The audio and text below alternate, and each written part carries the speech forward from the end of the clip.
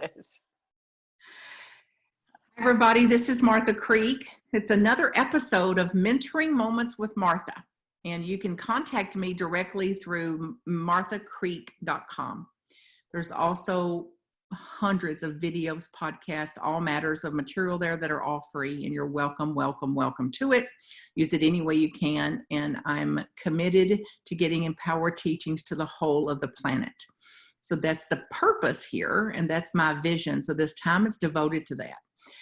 And to do that, I get to hang out in friendship and in collegiality and soul tribes with some of the coolest people on the planet, and people that I believe that live a life of purpose, a life with purpose, and a life on purpose. And I have one of those great teachers and friends here, Rhona Segarra, today, Reverend Rhona Segarra. So thank you very much for taking the time to do this.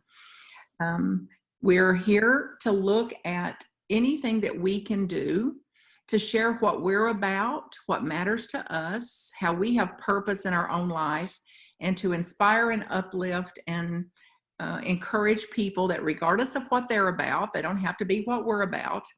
They don't have to think like we do or believe like we do, but to be about whatever they're about and to dial it up, so to speak.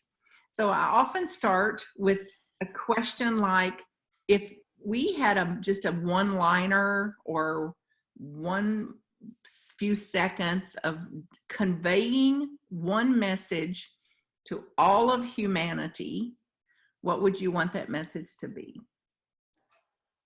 Well, first, Martha, thank you for having me, and thank you for this really fun discussion. I'm excited to be here and share with you. And whenever we start talking, we always have these amazing discussions. So you want to know what one message would be? I think it would be to stop expecting that other people will think exactly like you do. We have how many billions of people on the planet, and each of us has a unique fingerprint. Each of us has a unique iris print. And yet for some reason we have this crazy notion that we should all think alike, especially the people who are closest to us, the people we care about, and therefore the people that we always get into, not always, sometimes get into friction with. Yeah. So, yeah. I think you nailed it, honey. And I've said it over and over and over again. Like there, you know, if we say the plight of humanity, what is the plight of humanity? What is the source of all suffering? And it's exactly what you said, that we believe that and it can further be summed up maybe as my way is the right way. So that's why we expect them to think like we do, expect them to believe what we do, expect them to align with us, to support us, to respect us, instead of backing up and accepting the whole spectrum of humanness and the whole spectrum of humanity in the 8 billion that's on the planet. That is absolutely representative of a full human spectrum, not the very teeny little limited perspective that I am and that I hold. That is also, by the way, always shifting. Because even I don't think and believe like I did even this morning when I woke up. Hopefully we're growing ourselves, and hopefully we're practicing and questioning and using inquiry and following what every sage and seer has told us in every faith tradition to know thyself, to regulate thyself, and to know that what you're believing is at best limited, and for me false. In one way or the other, it's false. So there's no truth in that. So speak about then your own experience with this. What are some of the lessons that you've learned where that you had to come out of this or suffer, that you yourself had to navigate around this? You've had to grow yourself out of it. Well, I think the idea is an ongoing process. I'd like to say that I'm evolved enough that I don't have to remind myself of this, but it's not something that happens for me instinctively. My instinct reaction is, well, I don't like that behavior, therefore it must be bad. or I don't like that attitude, so that must mean that you're not aligned with me, so we can't be in relationship together. And so to remind myself to take a breath, to remember that I have 2 ears and 1 mouth, to listen first, to genuinely seek to understand, not just from a place of waiting for the pause so I can assert my own very intelligent and obviously wise position, but to genuinely hear what the view or the need is underneath what's going on for the person. I think it's my life's work to do that for myself and to learn that for myself. And I think it's something that I've done enough work on that I feel comfortable sharing that experience, because I think it's a human experience. We all go through it. And to be in that place where we can pause and stop and respond before we react, it takes a great deal of practice and a great deal of intention to want to remain in connection with a person. Absolutely. Once we know that we want to do that, it helps, I think, it helps us if we can remain in touch with our intention to align with where we really want to get in terms of connecting with somebody and remaining in connection with them despite how stupid they are. Exactly. Or how Right. or how much they're confronting me, or how much they disagree, or how stupid they think I am, or how I'm being criticized, or whatever. So that's really the mastery of it. And you nailed it again. It's like that. It is a life's work. So if you're listening to this podcast, then this applies to you regardless of what faith tradition you're in, or what you believe about religion or spirituality or psychology or sociology or whatever else, that says that this is a very practical way for me to maybe pause today and look at this like, okay, what am I intending? And that through the power of me intending it, once then I align my intention with action. So not only do I intend to do this, but I'm actually doing this. I'm actually not going to just theoretically know, oh yeah, I've got 2 ears and 1 mouth. Oh my God, it's like another platitude. What good is it? Versus, oh no, I'm going to listen twice as much as I talk. I'm going to listen first before I begin to speak, before I expect somebody else to understand me. I'm going to demonstrate understanding for another. And it takes a great deal of pause and practice and intentionality and deliberate action. And it also, sorry, Martha. You're right. And while we're wired instinctively to be right and to judge them and call them bad and call them wrong when it doesn't go our way. So yeah, or when we don't see things the same way. So I'll give you an example of an epic fail that happened to me. We're doing our service from home at the moment. And so my husband, Walt, is on the computer using the vMix software, using the Stream Deck software, learning this new technology. And I'm in front of the camera, obviously. And so we had this interaction where he didn't know which button to push and he ended up pushing the wrong button. And so he had this, the final song was playing and everything was going and streaming just beautifully. And neither of us knew that the microphone was still on. And so I had this opportunity to hear my response.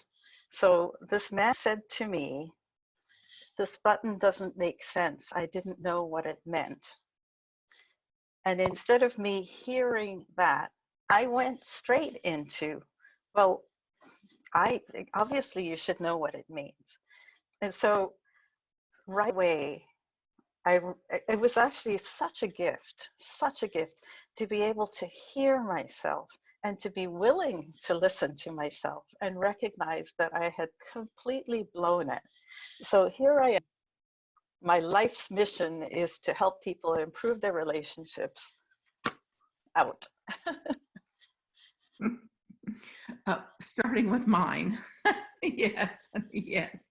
Well, in some of the trainings that I've had, we were required to record our sessions.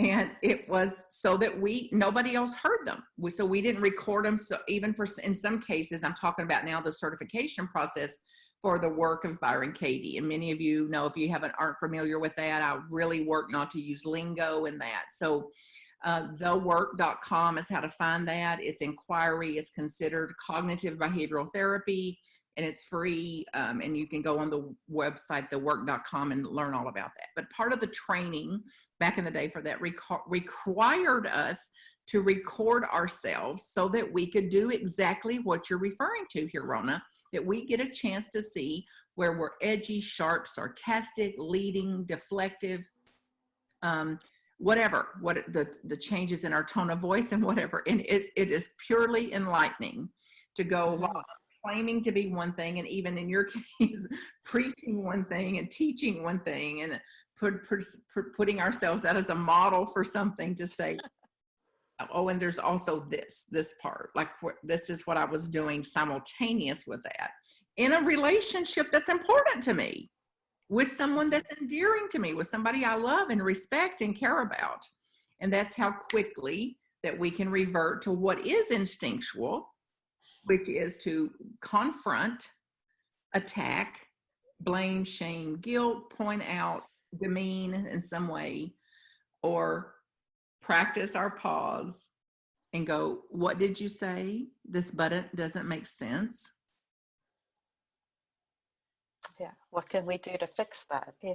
So there's this, I would actually argue that sometimes we would be kinder to the people who are closest to us if we treated them as if they were strangers. Of course.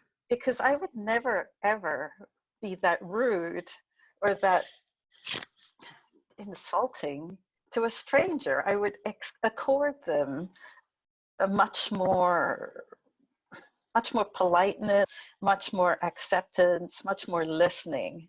And so I think we often expect more from the people who are closest to us, maybe because we see them as a reflection of ourselves, or we add these labels to them about who they should be and what they should be because we care about them. And therein lies our suffering, as you would say, or hi ho to hell we go, because it's not our place to do that. Our place is just to figure out how to be with them where they are. That's hardest with the people we care about. I hear that nearly every day, and certainly every week I hear, oh, Martha, this work is so hard. And I say, yes, it is. And it's harder not to do it. It's harder because then you hear yourself, and we're embarrassed, ashamed, not proud, not my best moment. And then it's like I was hurtful to somebody I care a lot about, and I didn't show up in a way that I want to look back at the end of my life. I'm not going to go, oh, that was a proud moment. I'm going to go, like, I treated them worse than I would ever treat a stranger. So I'm giving a stranger, and there's all sorts of psychology about this, honey, about we feel safer with them. We've got more emotional bank with them. We can get by with them with things that other people, some people at least, wouldn't tolerate, wouldn't let us get by. I mean, they would let us know straight away. We can just change our attitude about that, or they'll go into their more extreme patterns too. So the people around us have built some kind of tolerance and acceptance and willingness and stamina for our knuckleheadness. Hopefully. Yeah. And at the same time, I think you mentioned the word safety, and I think safe is something that's so important in a relationship. By not creating, by doing all these things, by second guessing, by going straight into defensiveness, by essentially implying that they should know better, or they weren't listening, or whatever it might be, we're actually not creating safety. What we're creating is a place where a person is going to be much more careful about what they disclose to me, because they don't want to go through that. Who wants to be told that they shouldn't be thinking that way? And should, honey. Any should. And yeah, because it's like there's no potential for intimacy there, because as you said in your words, they're going to be more discreet or more cautious about what they share with me, what they are disclosed to me. They're also going to be more cautious about how close they let me get, or how much of their real authentic human self that they're going to be willing to be apparent or told, which leads us more into pretense, pretending, less authentic, and all matters of things that are the opposite of intimacy. And eventually, over time, it's more shallow and more shallow and more shallow with how we respond, versus we're teaching people how to be with us and react to us based on what they can expect from us, versus allowing people that I'm not going to come at you every time you honestly don't know what a button means. Like, of course you don't know what a button means. And by the way, we don't pause. We didn't go there really, but we can now. Like, they say that I don't know what this button means. And it's like, oh, they don't know what the button means. I don't know what the button means. So that makes two of us instead of you don't know what the button means. And that's a real problem. Well, never mind. I don't either know what it means, but you sure should know what it means. Instead of join the club. Of course, you don't know what the button means. We're just learning here. And what we know is the mic's not turned off. So, and all of that for my enlightenment. So I can actually see what I'm actually sound like. And it's what I mean, Rhona, when I say things like I'm the last to know, just how that came across, just how curt I might have been, or sharp, or whatever. And I don't want to be that. So they don't want me to be that. I don't want me to be that. We have everything in common. And I also don't want to shame myself for being that, or guilt myself for being that, because that compounds it and complexifies it. So how to then observe yourself, how to observe that you did that, and it's not a proud moment for you, an epic fail in your world, in your word.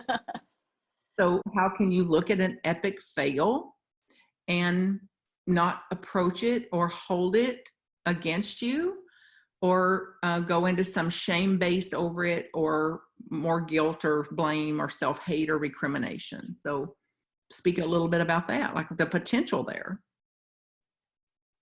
Well, whenever you run into a teachable moment, which is what that was, we have two choices. One is to look at it with interest and with resolution to do better the next time, and perhaps even to internally rehearse it for next time, and know that some of the time it's going to work and some of the time it's going to fail again.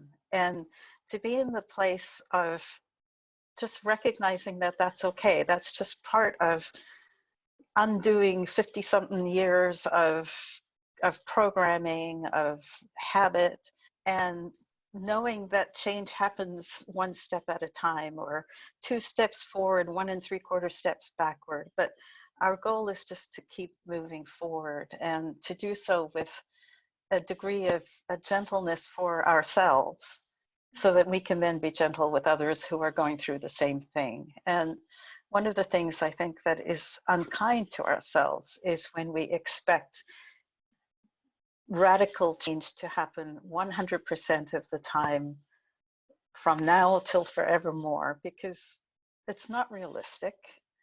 And it's unkind to think that it is realistic. We're human. It's just what we do. Yeah, it's also keeping lies going. Like we're under our spell without ever looking to see that it's so false. It is such a lie. It's unrealistic, unattainable to think that anything is ever going to go the way I imagine it to go all the time, versus sometimes it will and sometimes it won't. Now, I got a big laugh about how you talk about your kindness, how polite you would be. I love being in Canada. So Rhona's up in Canada, in Columbia, and I used to say if I was blindfolded and taken on a plane to Canada, I know that I'm in Canada. when I hit the ground, because there's a different energy in Canada that I particularly love and enjoy. And the Canadians would say, well, yeah, because I would present it early on in my trips up there, which have been 10 or 12 years ago now, when I started working there more often. Their response was, how could you be so shocked by that? We're more civilized than y'all. you, Ouch. you've actually landed in a civilization. And I thought, well, that's actually true. Like, something there. Then I was telling a story once about like what the world calls codependency, of me taking the responsibility for things that are not my responsibility, me taking blaming myself, shifting the blame out, because if it was hurting somebody else, it's like, just pile it on me. I can take it. I've got a spine of steel, all that. Just take the blame, take the responsibility. And it comes from all sorts of notions psychologically, the oldest child syndrome, and being in a family of alcoholic or whatever.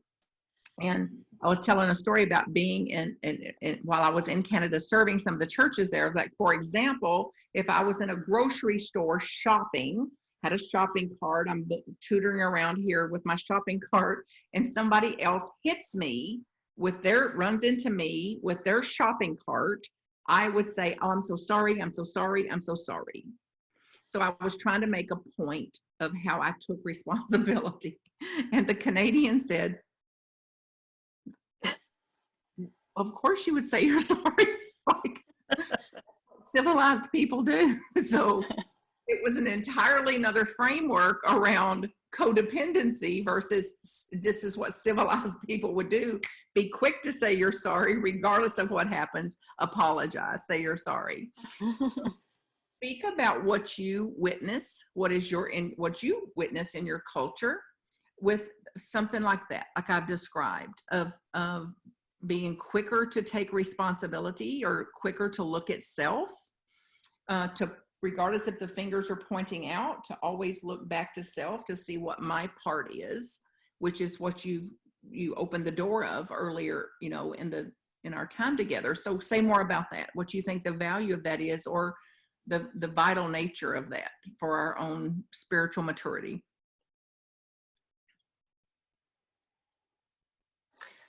I just did a talk yesterday on the Serenity Prayer, on God grant me the serenity to accept the things I cannot change. ... all the people around me.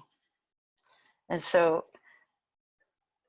for me to expect that others are going to change just because I think they should change is as likely to happen as when somebody else expects that from me.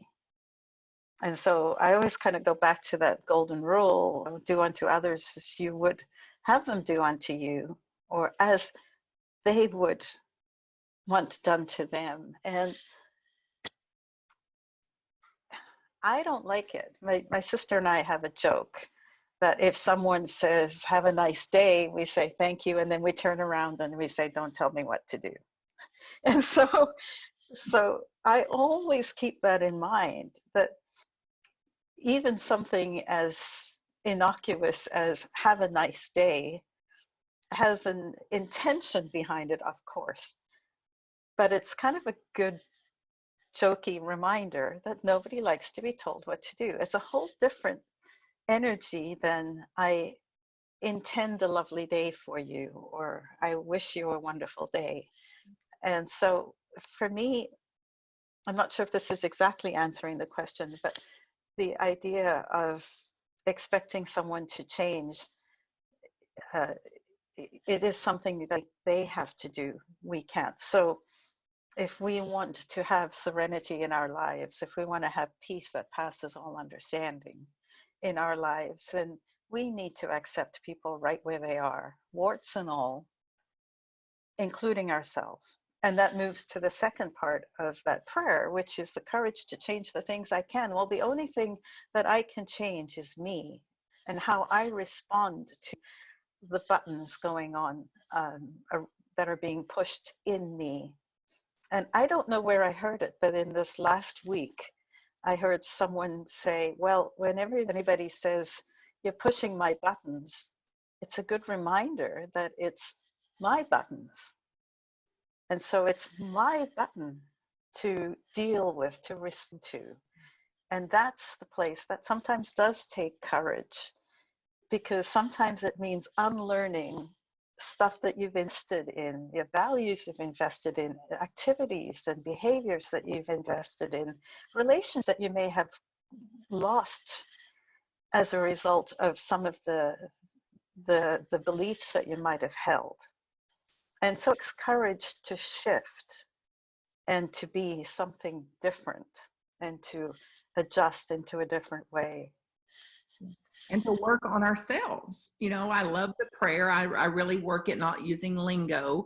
So the Serenity Prayer is a 12-step prayer. It's very common in the world. It's been around for decades. So likely you're familiar with it. If not, it's called the Serenity Prayer, and you can Google it to hear it. And it is often used as a platitude. God, grant me the serenity to accept the things I cannot change, the courage to change the things I can, and the wisdom to know the difference. So the courage to accept what I cannot change. And Reverend Rhona's point is so valid and so vital, which is everything, anything external, anything outside of me, the courage to accept I cannot change that. So then I either stay mad about it, upset, sad, pitiful, irritated, frustrated, and call it a life, or say I accept what is, I accept things as they are, then I'm busy changing what I can. So if I can change it, if I can have some effect on it, I'm going to be all about that. And I can change myself. And that's even a slow go.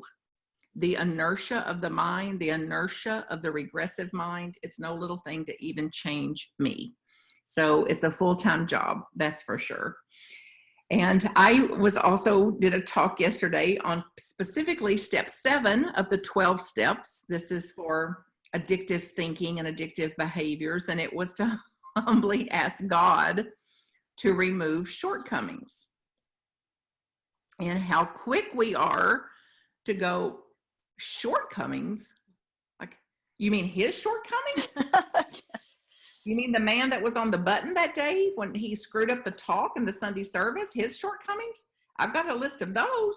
Or the list of my mother that wasn't the mother of my dreams, or the list of my dad that wasn't my dad of my dreams, or the list of the neighbor who's a knuckle. It's like, a list of my judgments about those, a list of a removal of my attitude about that. So it's like, true looking at self, true self-realization. And the last place some of us will look. And I'm in a series now on Sabbath and taking rest. And one of it is, and the psychology of that puts us back in touch with how afraid we are to pause to look at ourselves. We're so afraid of what we're going to find about ourselves that it's too very, very scary to take the lid off and look in there. And I frankly don't believe it's a matter of if. I know for me, it's not a matter of if to do that. It's just how much of it can I do? How am I going to do it? What's going to be the crowbar that opens that lid up so I can see what's in here? So if you're listening, know that you have support for you. There's all sorts, regardless of your religious or philosophical beliefs or anything, there's support for you all the way around, for you to do your own taking a look at self and to step back into whatever teaching supports you, to step closer to it and to practice, whatever the case may be. So as we think about this, then Rhona, as we close, Reverend Rhona, see if you want to put here on the recording anyway, if you want people to be able to contact you, you personally, or the ministry you serve, or anything like that, put that on the recording here. Sure. So my name is Reverend Rhona Segarra. I am the minister at Unity in New Westminster, British Columbia, in Canada. And you can reach me. My phone number is 778-988-5644. You can email me at rhonasegarra19@gmail.com. Or you can send a note to our website at unityofnewwestminster.org. So there you know how to contact her, and tune in to the services, see what they're doing there. Join us, co-inspire with Reverend Rhona and me to get empowered teachings and mentoring moments to the whole of the planet. And if you're listening to this today, we know for sure that you have purpose, that you're living with purpose, and that you're on purpose. We also are joining you to uplift that, to tell you and remind you that you're absolutely not alone in that. And there'll be things you have to do alone, but in general, you're not alone, and never, ever, ever absolutely alone. So whatever your purpose is, lift it up, dial it up, and to know that someone here in this podcast and in this heart of ministry, Rhona and me, are lifting you up and blessing you all along your way. And if either one of us can ever support you, get in touch with us. You know how to reach her, and marthacreek.com to reach me. So anything closing. So think about somebody hearing this 2,000 years from now, and if they get a chance to meet you, what would you want them to know that you think or believe? Or My mission is to fill the world with love my whole life through. Do it one person at a time, one interaction at a time, one event at a time. Whatever we do, even the small, tiny little bits, uplifts us all. That's what I want people to know, that they can make a difference right where they are every day. amen, amen, amen. And the world says amen. So there you go, LOVE. And love to you listening or seeing us here. Till we meet again. Bye from Mentoring Moments with Martha. Thank you, Rhona. Thank you for taking the time. It's my pleasure, Martha, always. MarthaCreek.com if I can support you. Blessings.